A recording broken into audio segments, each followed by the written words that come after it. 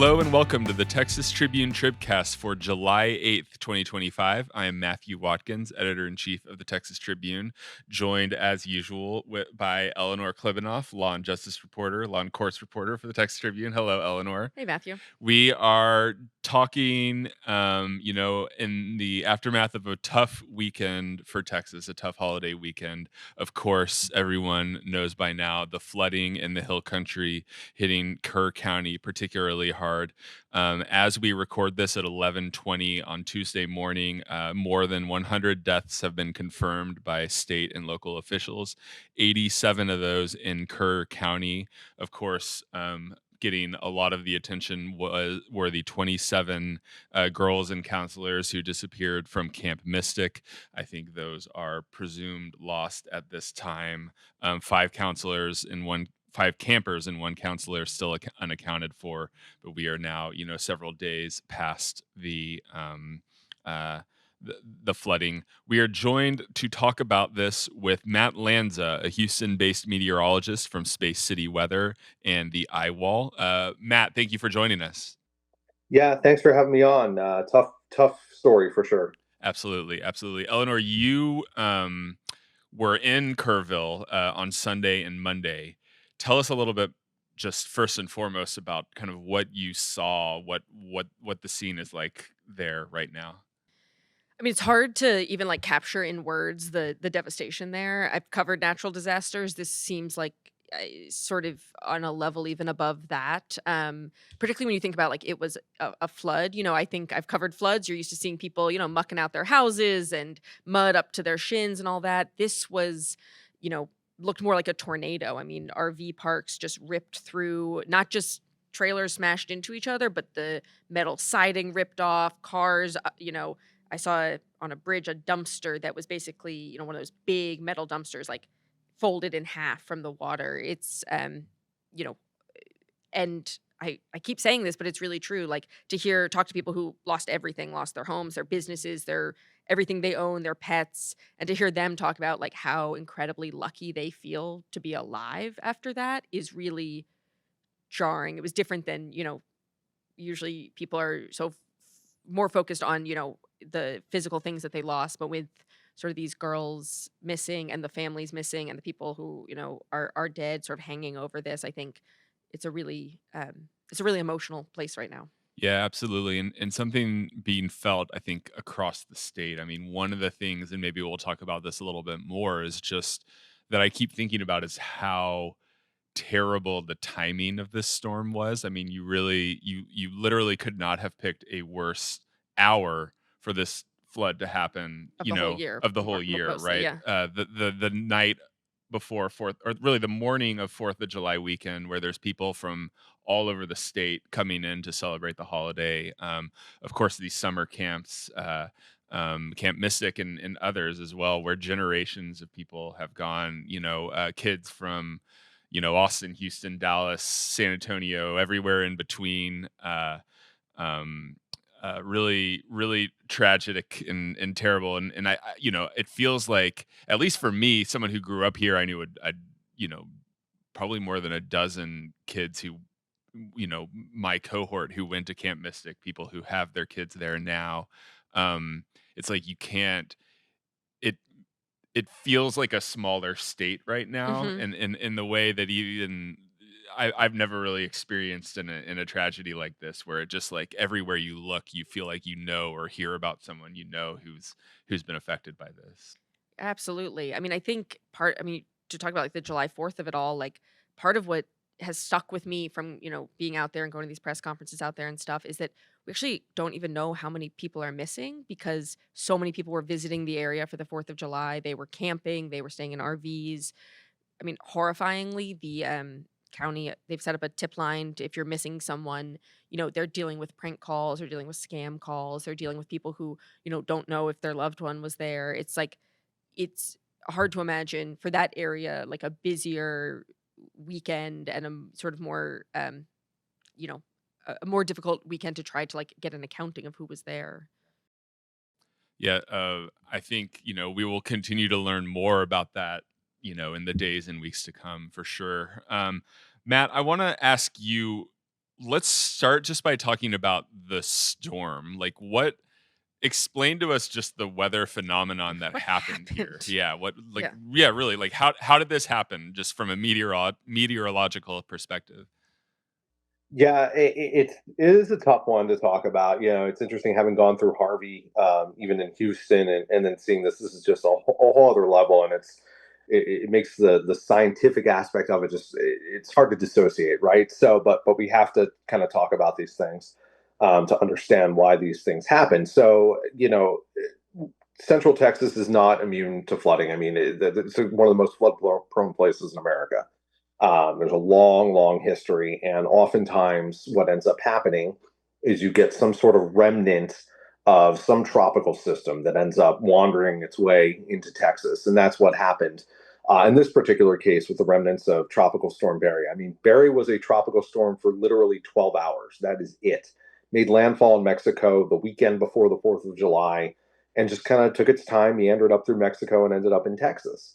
Right on Wednesday and into Thursday, and you had basically first, that tropical remnant ends up being sort of the focal point for allowing showers and thunderstorms to develop. You've got all this moisture coming in off the Gulf, so the atmosphere is completely saturated. You've got the terrain that contributes to all this. This is why Flash Flood Alley is called what it is, because the Balcones escarpment, it basically forces the air up, right? You need to get thunderstorms, you need rising air. And what you're doing is as winds come out of the south, they're being forced up the terrain in hill country. And what it does is that adds a little bit more energy to the whole thing. And then on top of that, we had a couple disturbances. We had, I think, what we call a mesoscale convective vortice that was involved in all this as well. And those act to kind of further enhance the rainfall. And it was just kind of like a horribly perfect combination of meteorological elements to allow for heavy rainfall and not over a tremendously wide area, but very localized, right? That's what ends up happening in these situations. It's not like a Harvey where so many places get, inundated. This is more of a localized type phenomena where, you get these smaller pockets of really high rainfall amounts interspersed with something more manageable, like a 1 to 4 inch type rainfall.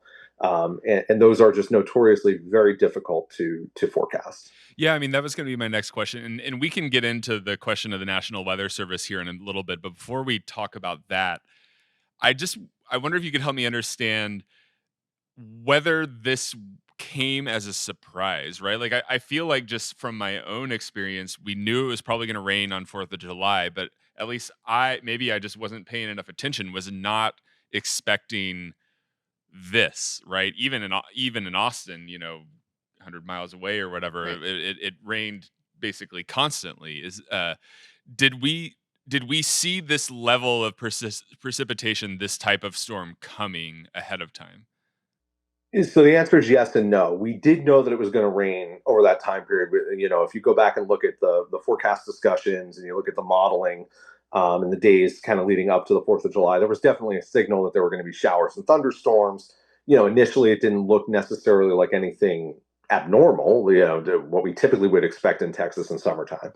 As we got into Wednesday and Thursday, and we got into what we call these higher resolution models. So you've got these global models that you always hear about, American model, European model, things like that. Those help us to kind of plan ahead of time. But then when you get kind of into the nitty gritty of a weather event, you start to transition to these higher resolution, what we call convection allowing models. They can forecast thunderstorms. And so as we went into Wednesday night and Thursday, those models actually started to escalate the rainfall totals a little more. So you started to see maybe instead of 2 to 4 inches or a little bit more, maybe you saw 5 or 6 inches in a morning run, and then by afternoon that was up to like 6 or 10 inches, and then by evening that had escalated to like 10 to 15 inches, and it wasn't over a wide area again; it was just kind of an isolated spot. So the answer to the question is we didn't have a ton of lead time, but you had to be paying attention on Thursday to understand what was going on, and that's what we saw kind of the National Weather Service catching up with were these models. They started to expand flood watches. They started to escalate messaging. And we saw more and more of that throughout the day on Thursday and especially into the evening. The challenge is with a system like this is that you have like when it comes to like a Harvey, you've got a very defined system, right? You've got, there's a remnant right there. It's still well defined. It's going to dump rain over a large area. In these situations, you have a signal that says everybody's going to get rain. It's going to be heavy. We get heavy rain all the time in Texas, right? So you don't necessarily think much of it. But then as we got into Wednesday and Thursday, and some of these higher resolution models started to up the ante a little bit, it started to be like, okay, well, there's going to be heavy rain, but there might be some pockets that see some really heavy rain that, cause problems. But the problem is, the science is not there yet to tell you exactly where and exactly how much is going to fall. And we got a long way to go before we get there as a field of science. And that's really where the challenge is messaging that to people to say, like, over a 200 square mile area, there could be a pocket that sees 10 to 15 inches of rainfall. Is that a helpful forecast? I don't know. But at least should hopefully get people paying attention. Well, I was gonna ask, like, how much of this is dependent on other factors, like the fact that we've been in a drought for so long? I mean, are there things going into this summer, let's say, you could have said, like, if we did get a lot of rain, it's gonna be really bad? Yeah, the phrase that we say is droughts end in floods, right? And there's been such a long-term drought across Central Texas and West Texas, and for parts of West Texas, it kind of continues.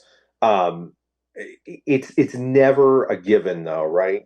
We've been in drought for so long, to continue going into the summer and into the fall and into next year, for all we know. So there's really not a whole lot that you can say, but I will say that I'm sure that the drier ground, probably acted to speed up the runoff a little bit, and kind of forced more of that water into the river, with a little bit more speed, and that probably contributed to why it rose so quickly. Just to add on to what Eleanor was asking is how extraordinary of a weather event was this? I mean, we all know, we've all heard about how this region is very prone to flooding. Is this a circumstance where something, once in 100 or, whatever years happened, or is this a fairly, I mean, I know it's an extraordinary flood, but how extraordinary was it? Yeah, in the grand scheme of things, it fits the climate, right? You expect to see this sort of flood on these rivers, every so often. We talk about the return periods. It could be 100 years, 500 years, 1,000 years, whatever that is. And that all that's doing is saying that in any given year, this is the percent chance that you have of seeing a flood. A 100-year flood would be you have a 1% chance in any given year of seeing that. So that doesn't mean that you're only going to get one every 100 years. You could get five in a row, right? It's just it becomes kind of the law of averages at that point.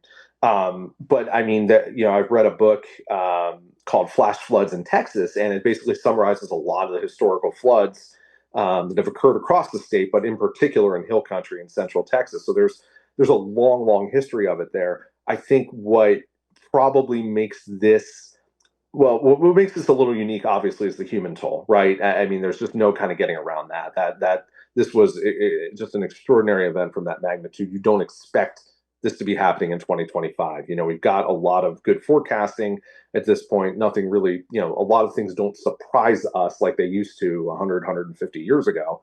But obviously, we still do have issues with forecasting. So, the human toll about was certainly a unique factor of all this. But it fits the bill, but it was also worse than what I think is typical. This is definitely a top tier flood historically for Texas, just in and of itself. If you even take the human toll out of it, we set some flooding records on parts of the rivers there. It was also a multi-day flood. Obviously getting less attention for some of the other flooding that occurred elsewhere in Central Texas. So the subsequent day and things like that. So overall, this was a pretty high end, rainfall event, one that we really haven't seen in a while in this part of the state. So let's go into the National Weather Service question. Of course, you mentioned the forecast sort of evolved over time. It was a hard thing to predict. There were a lot of questions immediately after this happened about whether the budget cuts that the National Weather Service faced had an impact on this. We got some data, on the Saturday. after the flooding, basically saying that in San Angelo, there were 4 vacancies in that office out of 23 positions. San Antonio had 6 vacancies out of 26. But the people in and who used to work at the National Weather Service seemed to suggest that that was enough to do what they needed to do that day. You wrote on the eye wall, we have seen absolutely nothing to suggest current staffing or budget issues within NOAA and the NWS played any role at all in this event. Tell us a little bit about what led you to that conclusion. Yeah, there were a couple things. Number one, I think if you look back at the timeliness of the warnings that were issued by the forecast office, particularly in San Antonio, it was within what I would have expected to see for a flooding event of this magnitude. They were issued. We had discussions that were issued throughout the evening from the Weather Prediction Center in Washington, D.C., that had talked about escalating rainfall risk and the potential for very high end totals. Basically the playbook played out, what we've seen historically from National Weather Service offices in these sorts of events. Um, and then looking at the staffing levels, as you noted, it's not that abnormal.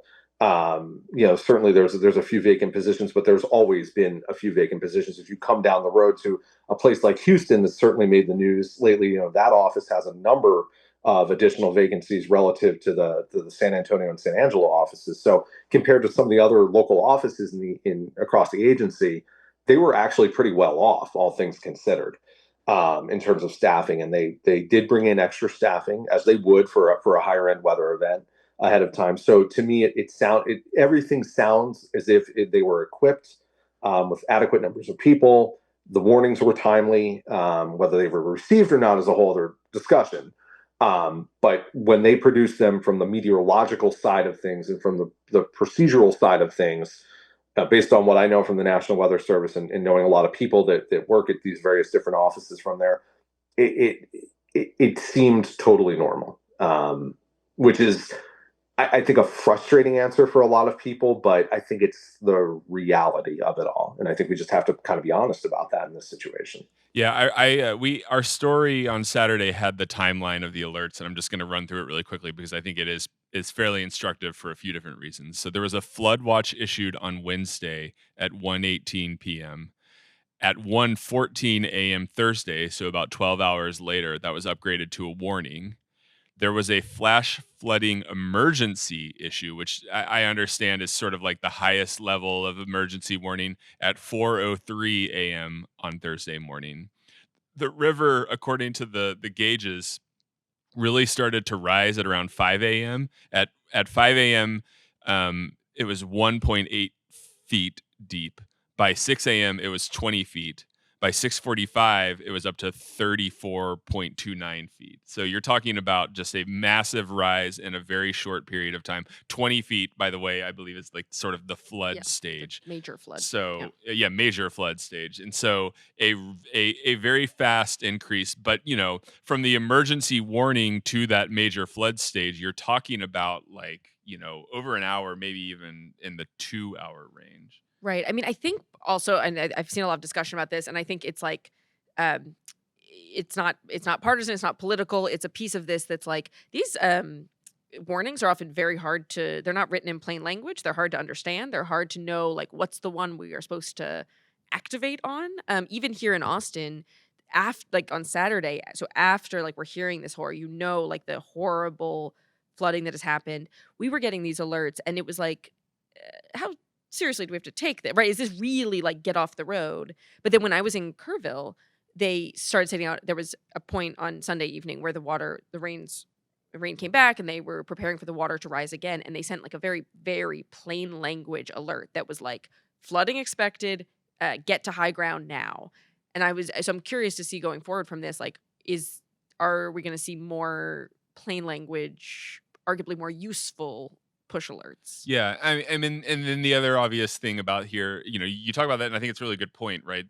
I think there might be a little bit of a like alert fatigue for Totally. people Yeah. too. These I mean, nuisance alerts. Yeah. we've all been in that situation where at like 3 a.m. in the morning, our Right. phone goes off, and we like look, and it's like an Amber Alert in Amarillo, like Right. 800 miles away or Right. whatever, and it's like I can't I'm believe, gonna like go to my window and look yeah. for a white Chevy or whatever. Like that's Exactly. not right. It's nuisance alerts. And And in addition to that, I think there were a lot of people, again, like we said, who were not from that Yeah. area and might not be as familiar of like what flooding means in that area and what to do when the time comes.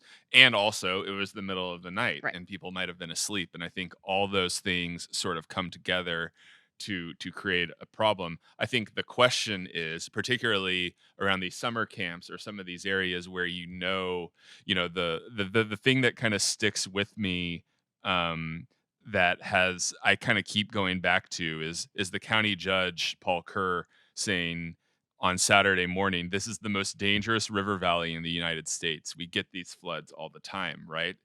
I think the question that a lot of people are asking is like, if we get these floods all the time, if we know that this danger is there, it's not the National Weather Service's job to evacuate people, right? It's the National Weather Service's job to give people the information they need. Why weren't the systems in place to keep people safe from this, somewhat inevitable type of emergency? Right, and we talk a lot about and correctly, there's a lot of talk right now about sirens and warning systems and all that, but it's also not the National Weather Service job to say, like, "Don't build so close to the river. Yeah. Don't" like, "Where should you have these limits?" Like, I'm not a scientist, I don't know, but it does raise all these questions. Matt, I'm curious from your perspective, where you see the, let's say, room where you see the room for change from all of this. What do you think the pivot point should be? Yeah, this is an opportunity to talk about a lot of different things. So, first of all, from the National Weather Service side of things, I think that the warnings do need to be improved in terms of the language that is used. Right, there's a standard format. It's been improved over the years, but it's not perfect, obviously. One of the interesting things is the National Weather Service as an agency in the last 10 to 15 years has invested heavily in doing a lot of social science research and bringing in social scientists to help them craft messaging that is more useful to end users. It's something that they recognized. I think a lot of this came in the wake of Hurricane Katrina, Hurricane Sandy, the 2011 tornado outbreak in the southeast. All these things kind of led to a real watershed moment in like how can we do this better? What are we missing? And so they've invested heavily in that. They're doing a lot of work, and there's a lot of research in the pipeline on that as well, which kind of I think we could pivot into a conversation about proposed budget cuts and things like that. But I'll save that for now. That's definitely a topic of concern. But it's important. We always say as meteorologists that no forecast has any value whatsoever unless you give that value to an end user. So no warning has any value unless the person receiving it knows what to do about it. I do think that living in Texas, we do deal with flash flooding a lot. We get a lot of flash flood warnings every year. We here in Houston it happens all the time, because we get a lot of street flooding. We get a lot of nuisance flooding that says, "Hey, maybe don't go out, maybe don't go to your doctor's appointment right now and reschedule it," or something like that. Don't go to the grocery store. So I think the question that maybe we need to ask ourselves is, do we need to kind of raise that threshold a little bit to say like, okay, if you're going to issue a flash flood warning, maybe we do it when it's something a little more significant. I think the flash flood emergency is the right way to go. Clearly that was issued in a very timely manner, but clearly that didn't necessarily matter. I know as a meteorologist, when a flash flood emergency is issued for any location, that's a big deal. They don't issue those lightly. Those are not handed out like candy. Flash flood warnings, severe thunderstorm warnings, even to some extent tornado warnings. There's a little bit of more pad that's built into them to be like, okay, well maybe this could produce something, and there's definitely a little bit of a false alarm rate. But when you get to the emergency level, that there's no questioning that whatsoever. That's a big deal, and those are only reserved for the highest end cases. So I guess the questions I would ask are, do end users know that? Right. Obviously, does the public know that? I don't know that the public does, but at the same time, is the public's responsibility to know that? Is that more on the emergency managers in a location? But then you have a location that's a little more rural and doesn't necessarily have the resources that a Houston or an Austin or a Dallas has. You know, can they do that? The National Weather Service does a ton of outreach and a ton of work with emergency managers, but is it enough? Do we need to be doing more?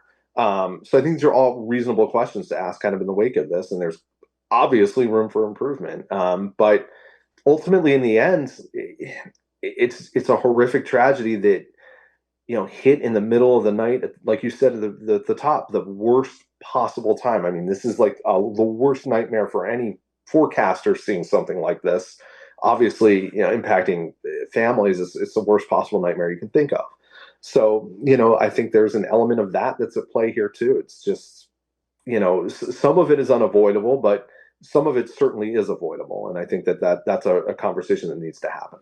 Yeah, I've been thinking a lot about the Oregon coast. My wife has family up there. We go and we visit Seaside, Oregon, and there it is well known up there that there is a fault line, out in the ocean where there is going to be a major earthquake sometime in the next 100 years, and that major earthquake is going to create a tsunami that is going to wash over Seaside, Oregon, and it's extremely dangerous. There's a New Yorker article that you should Okay. read about it. Yeah. It's It's terrifying. crazy. But if you visit Seaside, Oregon, or any of the towns along the coast, every Airbnb, every hotel, there's a posting on the door that says, "This is going to happen, and this is what you need to do when it does happen. Here's the evacuation route to get to higher ground. Here's where there's like food stored on this hill, and like all these different types of things," right? And like I'm thinking about, like, again, like all these people on the Guadalupe who are from Dallas and Houston Right. and might not even have heard the term flash flood alley. If there had been some of kind of requirement, some kind of like posting, there's signs everywhere in this rural Oregon town of like evacuation route, et cetera, et cetera. Like, it might have helped people understand what what to kind of make of these alerts and these warnings, and not just kind of wonder, like, should I get in my car? Is it safe to get in my car? Like all Right. those different types of things. I think like this is a big part of it. It's just like, I think a lot of people were there not knowing it's flash flood alley. They come in from Houston where they get a flash flood alert all the time, meaning some part of this giant county is like maybe gonna get, that has poor drainage is gonna, deal with flooded out overpasses. Like I'm one of those, like, I mean, people keep saying, like, I can't believe people don't know what these alerts mean.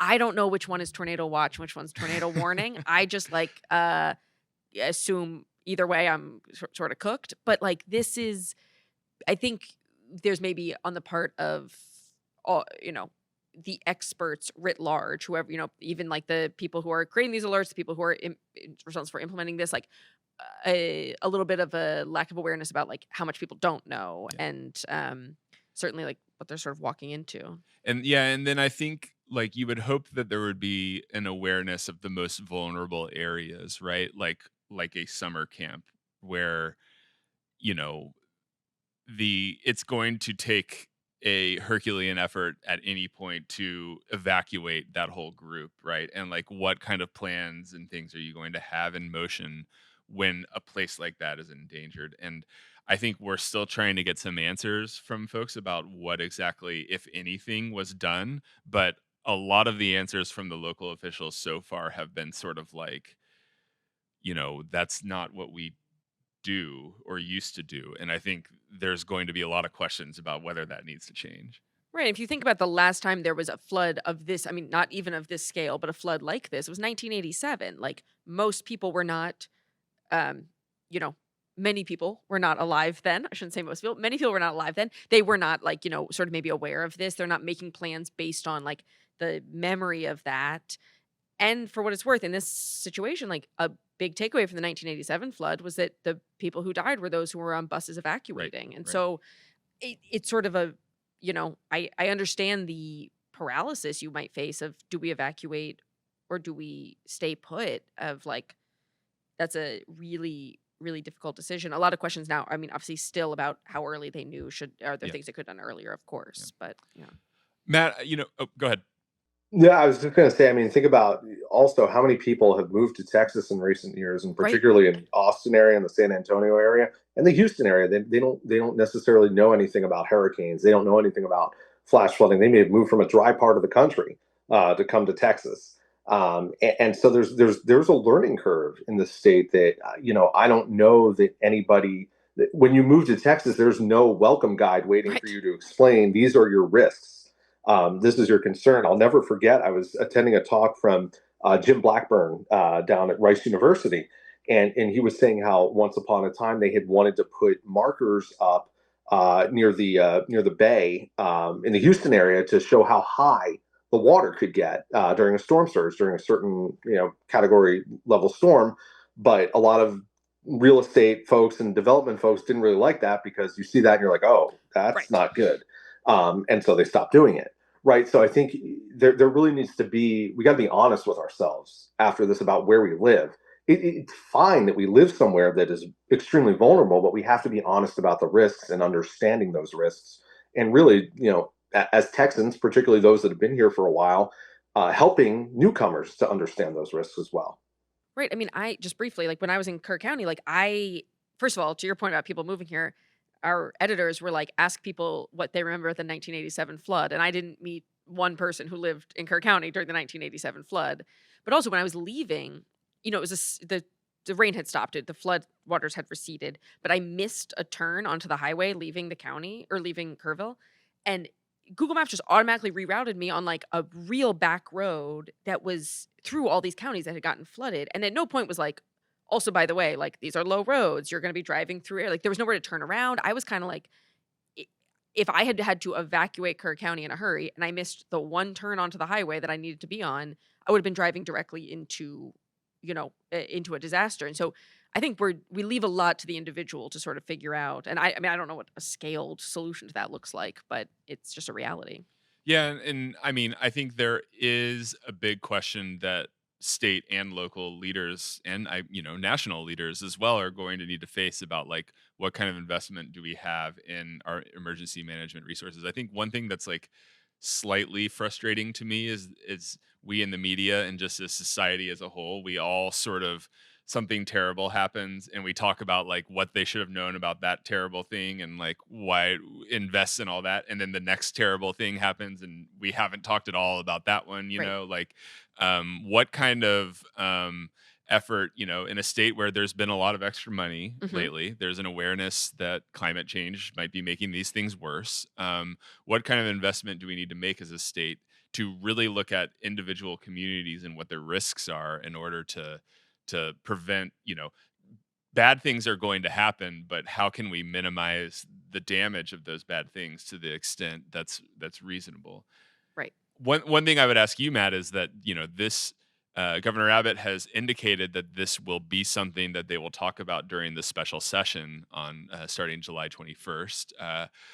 There's been some conversation in the Senate about investing some money in sirens in rural areas that are prone to flooding. What would you tell the legislature to invest in and think about in this moment? I think that there's always, after a disaster, there is a tendency or a desire that we have to do something. We have to do something, and we have to show that we're doing something, and that's that, right? It's not always the best solution. It's kind of like, hey, we did something after the fact. We can pat ourselves on the back that hey, we did something. I think that this is a discussion that is nuanced. Everything is nuanced, right? We live in a society and in a time of society where nuance doesn't necessarily get the time of day that it should. But this is a very nuanced discussion that has to happen, because every part of Texas is different. The needs in Houston are far different than the needs in Kerr County, the needs in the Panhandle, and on and on. So I think it's important for the legislature to act, but to do so deliberately. And if that takes a little extra time, I think that's okay. And I think that just based on how we interact with people, just ourselves as meteorologists and forecasters, what one thing that people really like about the way we do is we talk to them very plainly. Like, we're not trying to pretend like we're above them, like we're one of them, right? And I think that too often when you get into these political issues, like a lot of times this ends up being, it just ends up being a political issue, and it goes through the political process. And to some extent, yeah, that has to happen. But at the same time, I think that more people in the state would be appreciative if this is a well thought out plan. So we're not just throwing resources at a problem to say we're throwing resources at a problem, right? I know there was the bill that was proposed in the main session that was talking about upgrades to emergency management, emergency communication, and things like that. I think it was the representative from Canadian that had proposed that in the wake of the smokehouse fire out there. And these are great ideas. We just need to make sure that they work for the people that live in these places and the people that visit these places, right? And that requires a lot of community input. And I think it requires really a united effort at the state, local, and federal level to some extent, however that's possible now, to do that and to implement that and to come forth with a solution that is vetted and works. Because there's no one answer to this problem. It's not like you install sirens. If you had installed sirens 5 years ago, there's no guarantee that you wouldn't have had a catastrophic death toll this time. It probably would have lowered it. It probably would have helped a lot, but it may not be the magic bullet that everyone's looking for, right? So we really do need to think about these things in a depth that sometimes the political process doesn't have time for. I have a question which you might not know the answer to, and so if you don't, I apologize. But Make it up. I'm you just know, kidding. we I'm right, kidding. we talk about this idea that the hill country, this area is the most dangerous area for flash flooding in the country. How much of that is because of the specific terrain and weather, and how much of is it due to other factors, right? Like I think about like the fact that, in unincorporated areas of Texas, you can build wherever you want to and some of those things. Like is this part of Texas uniquely situated um geographically to be prone to flash floods, or is there something else going on that's making it more dangerous for people? No, it is a geographic and geological and meteorological combination of factors. That's why the term flash flood alley has been around for a long time. It's you just it is sits in a spot that is uniquely situated to kind of have the wrong combination of elements come together in very relatively frequent time periods. It happens a lot over history. It's not something that's going to happen every year, but every few years you're going to have something that happens there.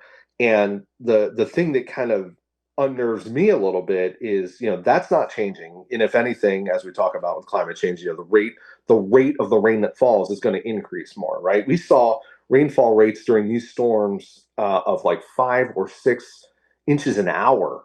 That's what we had during Harvey in Houston. So I mean, this was just an incredible rainfall event. And what unnerves me is that we've got a lot of people moving to this place. So not only was the risk already there and people already vulnerable, now a whole lot more people are vulnerable. And a lot of what we've done in terms of infrastructure and building is based on what the world was like in the 1950s to the 1980s, right? And it ain't the same world that it was then today, by any stretch of the imagination. So I think that going back to the whole idea of being nuanced about what we need to do, I think that plays a big role in it because so much has changed, and I think that there's a backlog of things that probably need to be addressed. I don't know what those are, but it's a lot. It's a big issue, and I see it as it's an insurance policy on ourselves. That's really what we're talking about here. And to keep Texas thriving and moving forward, you need to invest in that insurance policy. Yeah, it just feels like in the coastal areas, you have this sort of whole infrastructure set up to be prepared for hurricanes, and it doesn't prevent everything bad that could come from a hurricane. But it feels like maybe there's a conversation we need to have in this region about building up a similar type of infrastructure around floods as well. It does seem like these floods and like for an area called Flash Flood Alley, like, like you said, like we've built up like evacuation routes and infrastructure on the coast a little bit more for hurricanes. In tornado prone areas, we have tornado sirens. I think um, this hopefully, will spark a conversation about like what can be different. To your point, Matt, like, do we rush in and do something and solve this little problem and install sirens? And then, it turns out we sort of miss the bigger point, the bigger issue that I wouldn't accuse the Texas legislature of doing that, but, it is a thing a legislative body could do in the, excitement of trying to do something.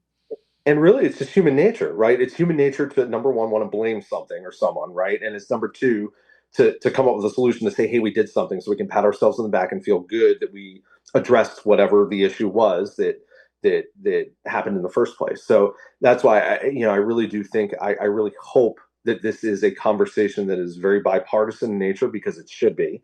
This affects all Texans, blue, red, and purple. And I think that it's an opportunity for Texas to show itself off as a leader in, hey, look, we had something horrible happen. We understand our risks. Now we're working to address them and make our state even stronger than it was before. Yeah. Well, our hearts go out to everyone affected. It's just a terrible thing that's happened in our state. Encourage folks listening, if you want to contribute, Google the Community Foundation of the Texas Hill Country. They have a complicated website, so I think Googling Yeah, that Google that. again Yeah. is the best way to find the Flood Relief Fund, Community Foundation of the Texas Hill Country. Hopefully, we don't go through anything like this for a long time. Matt, thank you so much for taking the time to walk us through. This has been very enlightening. Thank you to our producers, Rob and Chris. We will talk to y'all next week.